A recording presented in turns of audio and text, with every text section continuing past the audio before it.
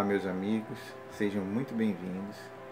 Meu nome é Jomar, sou estudante da doutrina espírita, trabalhador no Centro Espírita Semeadores do Amor, e estamos aqui hoje mais uma vez para um diálogo fraterno sobre ação e reação, que foi a sugestão de um amigo, um grande amigo e irmão, Ivan Lopes. Então hoje nós vamos conversar um pouco sobre ação e reação. E peço a Deus, ao nosso Pai Criador, que nos cubra de bênçãos neste instante. Que o Mestre Jesus possa fazer morada no lar de cada um de nós, nos abençoando, nos protegendo, nos iluminando, para que possamos ter a consciência de ser uma pessoa melhor, de ajudar aqueles que necessitam, de levar luz a quem ainda se encontra nas trevas da ignorância. Assim, Senhor, rogo a Ti as vossas bênçãos para que o nosso diálogo de hoje possa transcorrer na mais perfeita paz e harmonia. Que Deus fique conosco, hoje, agora e sempre. Que assim seja. Então, meus amigos, o nosso diálogo de hoje é sobre ação e reação. E quando falamos de ação e reação, lembramos da terceira lei de Newton, que toda ação produz uma reação da mesma intensidade, porém de sentido oposto. Assim, podemos fazer uma analogia muito apropriada entre a vida e a ciência. A intensidade que usamos em nossas ações provoca outra ação, ou seja, reação em resposta com a mesma intensidade dirigida de volta a nós. E isso não se trata de crendice nem filosofia. É sim uma questão de lógica. Toda ação gera uma reação. Trazendo para a doutrina espírita, nós vamos falar sobre a lei de causa e efeito. Diz que não há efeito sem causa. Não podemos ignorar hoje que estamos colhendo muito do que plantamos no passado e que no futuro colheremos o que plantarmos agora no presente. A causa disso está nas nossas más ações ou nas reações intempestivas que nós temos, na tomada de decisão, sem pensar ou quando estamos muito nervosos. O que nós chamamos de livre-arbítrio. Na realidade, o mau uso desse livre-arbítrio, porque respondemos sem pensar, agimos às vezes sem pensar e reagimos também, de forma grosseira, que machuca o outro. Tudo o que fazemos interfere de uma certa forma na vida do outro. Por que isso acontece conosco? Com certeza é a falta de controle emocional, o que muitos chamam na atualidade de inteligência emocional, é o termo mais usado atualmente. Queremos impor ao outro o nosso ponto de vista, queremos ser o dono da verdade e acabamos machucando o outro quando impomos algo ou quando reagimos a alguma coisa que nos é dita, que muitas das vezes essa coisa é verdadeira. Ainda temos em nós, mas não aceitamos, porque ainda não nos conhecemos profundamente. Um amigo uma certa vez me disse que toda vez que alguém dizia a ela: olha, eu não levo desaforo para casa. Comigo é bateu, levou. Respondo à altura, respondo na hora. Ela simplesmente respondeu: nem eu, amiga, eu deixo lá. O que é que ela quis dizer com isso? Eu não vou trazer lixo do outro para minha casa, para o meu lar, para a minha casa mental.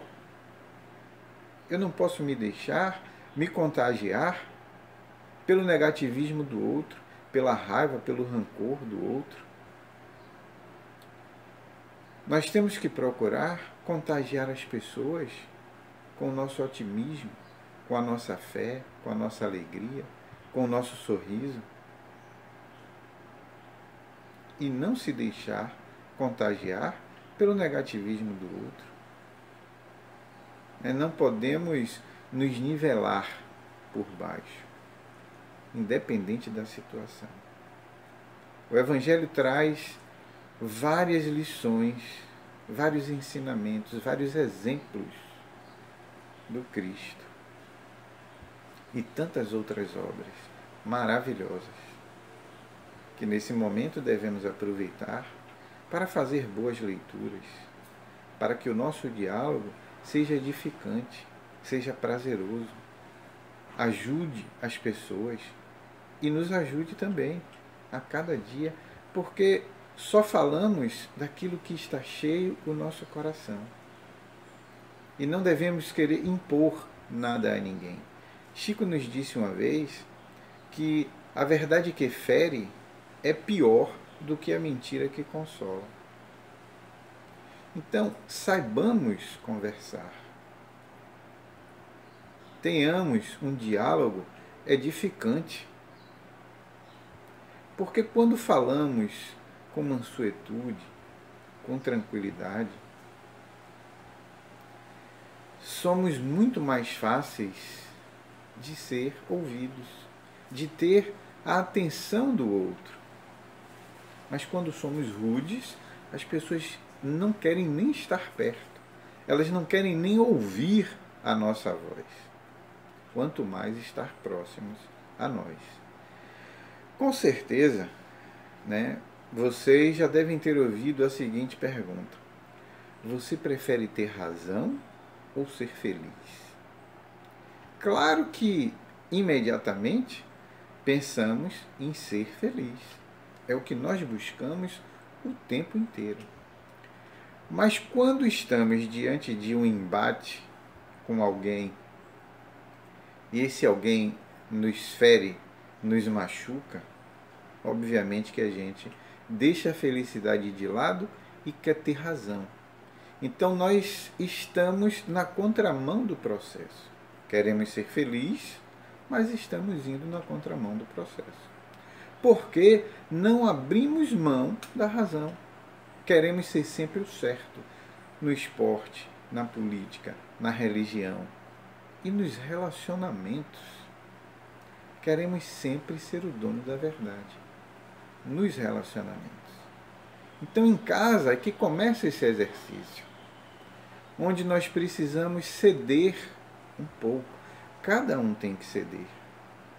Quando estamos convivendo com pessoas diariamente, sabemos que o outro vem de uma outra família, de uma outra cultura, de outros costumes.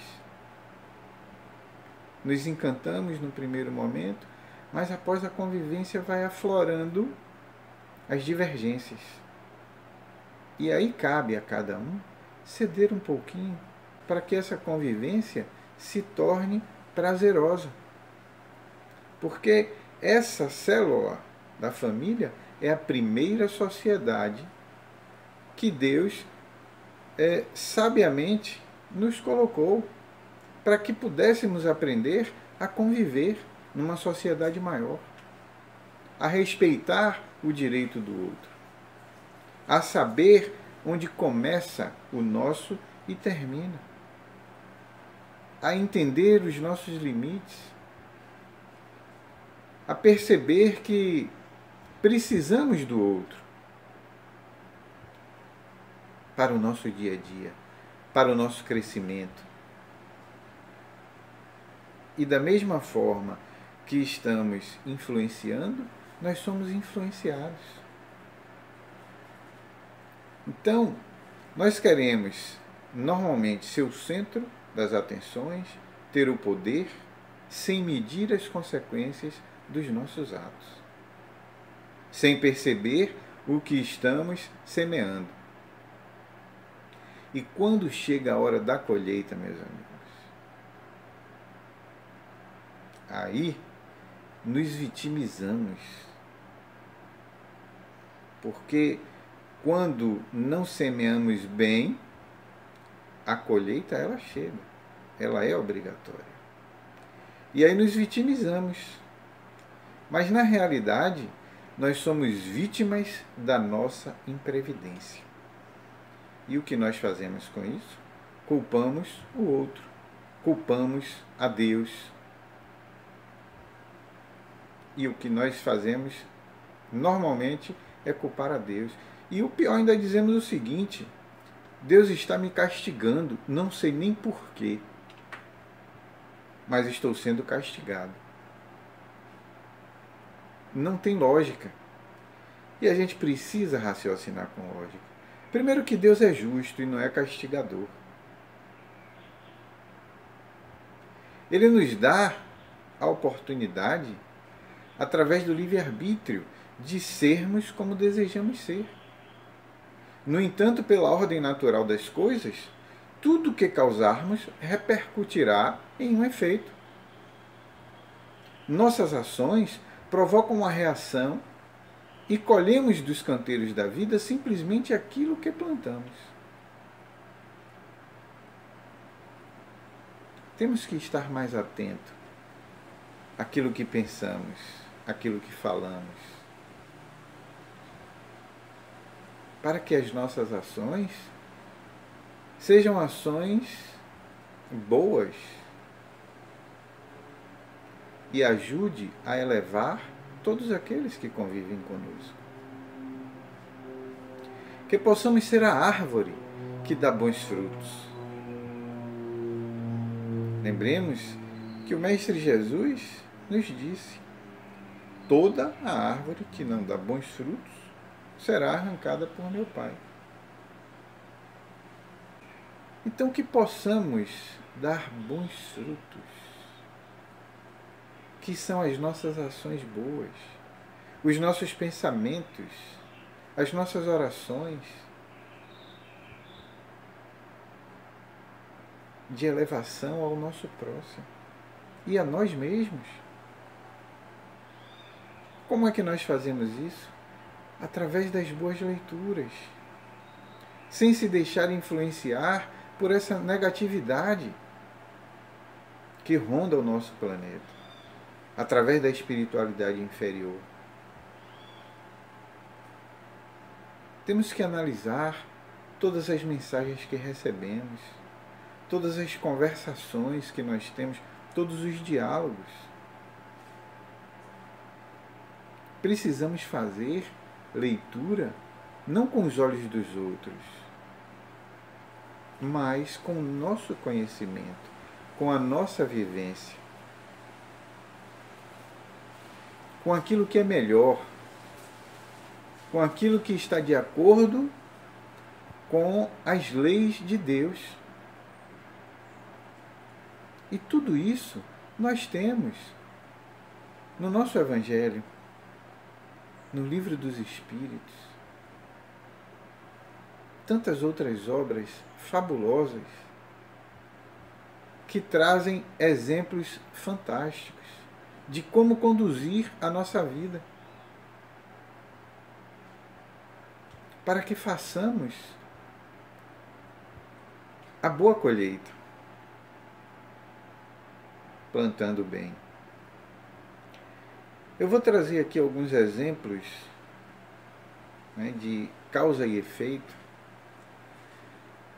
para que a gente possa entender. São exemplos. Não quero dizer com isso que aconteça realmente, né, de fato, essas situações. Elas acontecem, mas podem acontecer de outras formas. Aqui só são alguns exemplos. Então, exemplos bobos. Se nós comemos em excesso, é uma causa. O efeito é uma indigestão. Se for à noite, a gente dorme mal, né? Podemos ter refluxo ou alguma coisa desse tipo. Então, se nós brigamos o tempo todo com as pessoas, com os vizinhos, é uma causa. O efeito disso pode ser acabarmos sozinhos, sem amigos, sem ter ninguém por perto. Algumas faltas que talvez a gente não consiga enxergar a causa nesta existência, mas que pode ser em outra. Por exemplo, o aborto é uma falta. Qual o resgate ou a reeducação disso? A esterilidade, as doenças genitais inexplicáveis. Serve tanto para o homem quanto para a mulher. Então, se nós temos aí a ociosidade, a indolência, qual a reeducação para isso? O desemprego, a má remuneração profissional, algum tipo de paralisia. Se nós temos uma beleza física mal canalizada, obviamente nós teremos doenças de pele. No livro Mensageiros da Luz,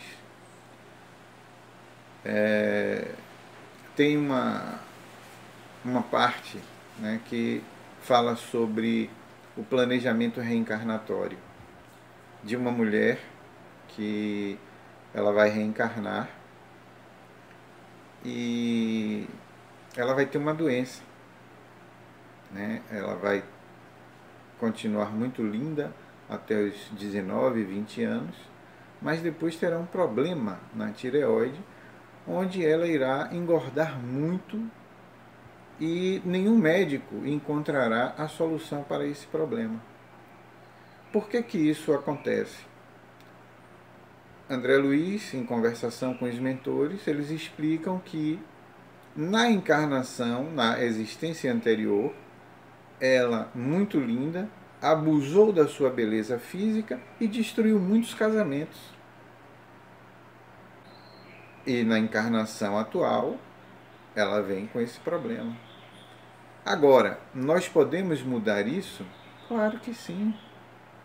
A depender das nossas atitudes atuais. Então não precisamos sofrer. Precisamos usar bem o nosso livre-arbítrio, para que a gente possa amenizar essas faltas, para que possamos aprender mais rápido, possamos nos reeducar. Não necessariamente passar por isso. Então, erros cometidos no esporte, por exemplo, e na dança. Nós vemos pessoas aí com reumatismos diversos. Tem um asilo, né, para idosos, em que eu faço algumas visitas, e tem pessoas que são assim. E começaram a dançar, inclusive, nessa existência, né, trazendo de outras existências essa vontade. Mas foi tolhida, porque usou mal aquela aptidão, aquela habilidade que tinha, que ela conquistou, e terminou usando mal. E nada passa despercebido aos olhos do Criador. Nada passa despercebido aos mensageiros do Cristo que estão ao nosso redor. Inclusive o nosso anjo da guarda, que fica triste quando falhamos. Ele está o tempo todo nos induzindo à prática do bem, nos orientando. Mas a raiva, a cólera, desperta exatamente o caminho contrário. E percebam que nós temos essa consciência de fazer o bem, mas nos perdemos. E a raiva não deixa que a gente ouça a voz da nossa consciência lá no fundo. E agimos sempre, né, com essa intempestividade. E somos arrogantes e maltratamos o outro. Ouvimos o tempo inteiro, na doutrina espírita, os termos causa e efeito e ação e reação. São usados com frequência. E como diferenciar, né? Qual a diferença entre causa e efeito, ação e reação? A diferença é que a causa e efeito representam uma lei na qual somos submetidos. A ação e reação representam o nosso comportamento e movimento perante essa lei. Então, toda vez que nós atuamos em relação ao nosso próximo, ao nosso semelhante, provocamos diretamente uma ação sobre ele. E automaticamente haverá uma reação. Agora, não necessariamente essa reação ou essa ação tem que ser má. É só pensarmos com calma. É só analisarmos os efeitos que isso pode causar. Isso é questão de treinamento, é questão de prática. Nem sempre nós estamos aptos a esse tipo de comportamento. Estamos acostumados, até pela vivência do dia a dia, a sempre reagir muito rápido. Ou a agir em determinadas situações sem pensar, sem medir a consequência desses atos. Percebam que quando jogamos uma pedrinha num lago, a quantidade de ondas que são causadas pelo simples ato de jogarmos a pedra no lago. A proporção, que essas ondas tomam é muito grande, exatamente como são as nossas ações, que nós tomamos sem pensar nos atos, nas consequências desse ato. E nós vemos isso muito no nosso trabalho, na política, nos relacionamentos. Quantas pessoas hoje estão nos presídios por invigilância de segundos? Não são pessoas criminosas, mas foram invigilantes, milésimos de segundos, e estão no presídio, pagando pela justiça do homem. E a gente se perde por falta de equilíbrio, por falta de uma leitura edificante, por falta do treinamento, por falta da prática da meditação, da boa alimentação, do sono. Todas essas coisas têm uma influência muito grande em nossa vida, as pessoas que convivemos. Aquilo que eu já falei antes, não nos deixemos ser influenciados pela negatividade do outro, porque sofreremos muito com isso. Quantas vidas afetamos com os nossos atos? Paremos para analisar um pouco como estão as pessoas que convivemos há 1 ano, há 5 anos. Elas estão melhores ou piores? Cada relacionamento que nós temos é uma experiência nova, é uma preparação para o próximo relacionamento. Então nós não podemos dizer nunca que determinado relacionamento não deu certo ou foi horrível. Tudo é experiência, tudo é aprendizado e nos prepara para o próximo. E vamos melhorando a cada dia, a cada existência. Há aqueles que desejam ser excelentes pais, mas não conseguem nem ao menos sentar à mesa para fazer uma refeição com a família. Então, não usemos a reação para justificar o mal praticado, porque normalmente nós culpamos o outro. Eu fiz isso porque o outro me disse aquilo. Eu fiz isso porque o outro me fez tal coisa. Ninguém é responsável pelos seus atos, a não ser a sua própria consciência.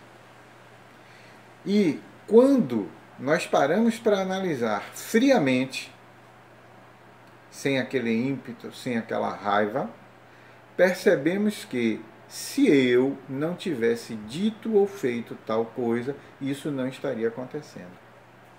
Então a culpa não é do outro, a culpa é nossa. Simplesmente. Sejamos fiéis aos exemplos do Cristo. Lembremos de Jesus na cruz, quando ele disse: Pai, perdoa-os, eles não sabem o que fazem. Naquele instante, meus amigos, com certeza, muitos dos seus executores se arrependeram. Imagine quando alguém vem e nos fere e nós reagimos com paciência, com amor, ou no silêncio. Com certeza o outro vai se acalmar. Precisamos praticar esse exercício. Eu tenho aqui um livrinho que eu gosto muito de fazer o Evangelho no Lar com ele, que é o Jesus no Lar. Fantástico. Traz cada lição maravilhosa. E eu quero fazer uma síntese aqui do capítulo 12, que são os descobridores do homem. E Jesus narra o seguinte: diante da vibração de alegria em todos os semblantes, na casa de Simão Pedro, Jesus contou bem-humorado. Apareceu na velha cidade de Nínive um homem tão profundamente consagrado a Deus que todos os seus contemporâneos por isso lhe rendiam especial louvor. Tão rasgados eram os elogios à sua conduta que as informações subiram ao trono do Eterno, e porque vários arcanjos pedissem ao Todo-Poderoso a transferência dele para o céu, determinou a divina sabedoria fosse procurado na selva da carne, a fim de verificar-se com exatidão se estava efetivamente preparado para a sublime investidura. Para isso, os arcanjos educadores, a serviço do Altíssimo, enviaram à terra 4 rudes descobridores de homens santos. E a necessidade, o dinheiro, o poder e a cólera desceram cada qual a seu tempo para efetuarem as provas indispensáveis. E o homem conseguiu passar com êxito pela prova do dinheiro, pela prova do poder e pela prova da necessidade. Triunfante e feliz, o crente foi visitado enfim pela cólera, de maneira a sondar-lhe a posição espiritual. A instrutora invisível valeu-se de um servo fraco e ignorante. Veja, se não acontece isso conosco. E tocou-lhe o amor próprio, falando com manifesta desconsideração, em assunto privado, que, embora a expressão da verdade, constituía certo desrespeito a qualquer pessoa da sua estatura social e indiscutível dignidade. O devoto não resistiu. Intensa onda sanguínea lhe surgiu no rosto, com gesto, e ele se desfez em palavras contundentes, ferindo familiares, servidores e prejudicando as próprias obras. É o que mais nos acontece. Às vezes a gente está ali fazendo bem, praticando bem, mas a menor contrariedade, ao menor obstáculo, a gente se encoleriza e põe tudo a perder, toda aquela obra, todo aquele trabalho. Porque reclamamos mais do que sabemos agradecer as bênçãos que recebemos, que elas são muito mais numerosas do que os reveses. E o Cristo concluiu: quando o homem recebe, percebam, todas as informações, e é o que nós temos diariamente, informações. Precisamos saber o que fazer dessas informações. De que necessita para elevar-se ao céu, determina o Pai amoroso, seja ele procurado pelas potências educadoras. A maioria dos crentes perdem a boa posição que aparentemente desfrutavam nos exercícios da necessidade que lhes examina a resistência moral. Muitos voltam estragados das sugestões do dinheiro que eles observam o desprendimento dos objetivos inferiores e a capacidade de agir na sementeira do bem. E raríssimos são aqueles que vencem a visita inesperada da cólera, que vem ao círculo do homem a notar-lhe a diminuição do amor próprio, sem a qual o espírito não reflete o brilho e a grandeza do Criador nos campos da vida eterna. Então nós temos que saber o que fazer das informações que recebemos. Às vezes nós lemos um livro, obtemos a informação, achamos tudo lindo, mas não praticamos. Ouvimos uma palestra, achamos que a palestra foi maravilhosa, mas não praticamos. Às vezes tem pessoas até que ministram a palestra, mas não praticam. Então não basta a informação, nós temos que praticar, porque só assim nós iremos aprender. Precisamos nos conhecer. Quando achamos que estamos bem em uma virtude, seremos provados. E falhamos porque nos desconhecemos. Temos muita coisa ainda em nós para conhecer, para evitar essas quedas. E precisamos praticar tudo aquilo que nós buscamos de conhecimento. Temos muita coisa ainda que desconhecemos em nós. Agora, não devemos, a cada queda, ter sentimento de culpa. Temos que ter, sim, responsabilidade.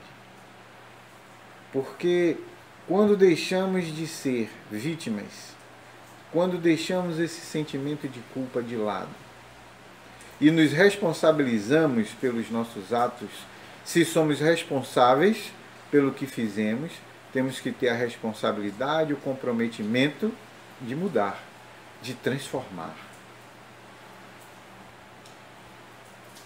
E a responsabilidade é nossa, pela nossa transformação, pela nossa cirurgia moral, para que caminhemos lado a lado com o nosso anjo guardião, com os benfeitores que querem ver o nosso progresso.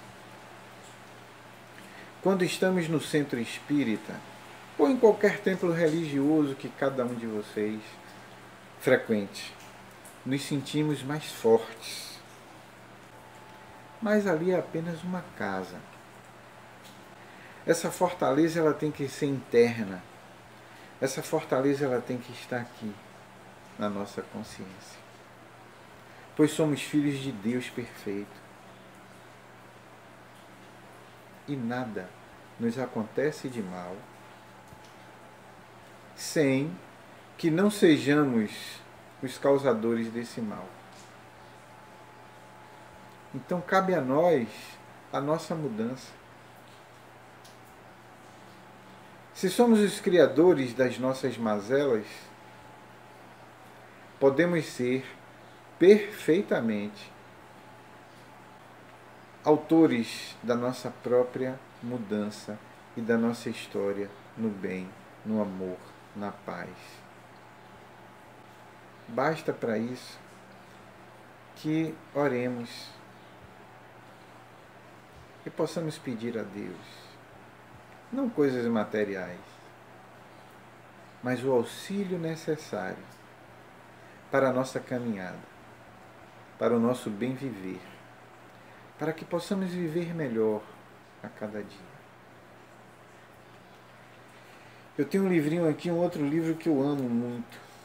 Está aqui, Respostas da Vida, Chico Xavier, pelo espírito de André Luiz. assim como o Jesus no Lar, capítulo 12, aqui na Resposta da Vida também, no capítulo 12, tem a seguinte lição: conhecer-se, não se menospreze, eduque-se, não se marginalize, trabalhe, não apenas administre, obedeça, não apenas mande, faça, não condene, abençoe, não reclame, desculpe, não desprimore, dignifique, não ignore, estude, não desajuste, harmonize, não rebaixe, eleve, não escravize, liberte, não ensombre, ilumine, não se lastime, avance, não complique, simplifique, não fuja, permaneça, não dispute, conquiste, não estacione, renove, não se exceda, domine-se. Lembre-se, todos nós, em tudo, dependemos de Deus, mas os empresários do nosso êxito, em qualquer ocasião, seremos sempre nós mesmos. Que possamos, ter cautela com as nossas ações e comportamentos, pois o que virá em retorno para nós será compatível com o nosso modo de agir. Teremos o equivalente àquilo que oferecemos. Mais do que a lei da ciência, assim tenhamos muita cautela com nossas ações e comportamentos, pois o que virá em retorno para nós será compatível com o nosso modo de agir. Teremos o equivalente àquilo que oferecemos. Mais do que a lei da ciência, esses preceitos são, sem dúvida, a lei da vida. Então, meus amigos, minhas amigas, que o Mestre Jesus continue nos abençoando, nos protegendo, nos iluminando, iluminando as nossas consciências, para que tenhamos sabedoria, discernimento e equilíbrio, para agir de acordo com o que o Mestre Jesus nos ensinou. Humildade, simplicidade, paciência, equilíbrio e fé em nosso Pai Criador. Muito obrigado, meus irmãos, por mais esta oportunidade. Que o Senhor de bênçãos nos abençoe. Que o Senhor de luz nos ilumine, hoje, agora e sempre. Que assim seja.